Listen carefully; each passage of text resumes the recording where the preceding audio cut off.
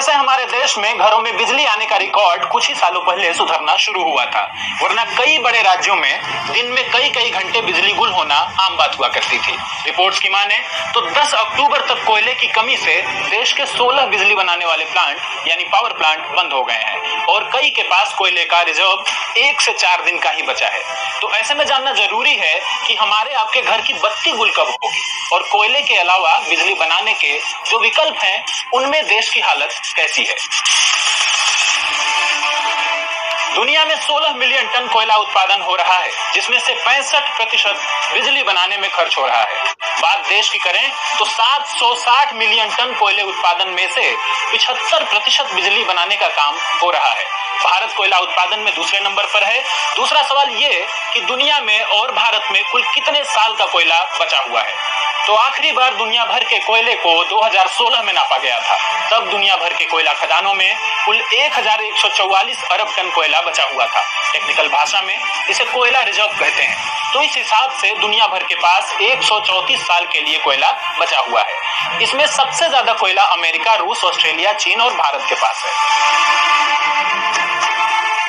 इस हिसाब से भारत में 107 साल का कोयला बचा हुआ है। भारत सरकार के कोयला मंत्रालय के मुताबिक फिलहाल हमारे पास 319 अरब टन कोयला बचा हुआ है। कोयले की सबसे ज्यादा खपत के मामले में भारत दूसरे नंबर पर है। अब आखिरी सवाल ये कि कोयला खत्म हो गया तो क्या बिजली बनाने के दूसरे विकल्पों पर काम हो रहा है। तो देखिए, दुनिया में कुल 37% बिजली कोयले से बनती है, बाकी 67% दूसरे तरीकों से।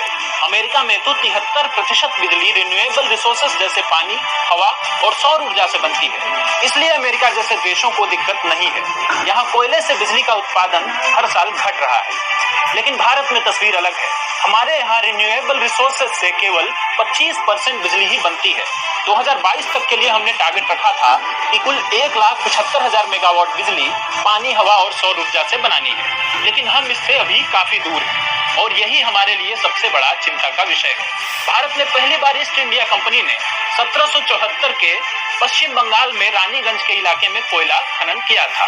इससे पहले हमारी जिंदगी बिना कोयले के चल रही थी। तो अगर कोयला खत्म हो जाता है और हम विकल्पों पर काम नहीं कर पाते हैं तो हम 18वीं सदी में वापस चले जाएंगे। वैसे उपाय एक और है, आप चाहें तो हैप्पीडेंट की विज्ञापनों से प्रेरणा ले सकते हैं। बिजली बनाने का नया तरीका सीखें। आज जानना जरूरी है में इतना ही। अगर आप अपने मन के किसी सब्जेक्ट पर यह शो देखना चाहते हैं तो हमें ईमेल कीजिए।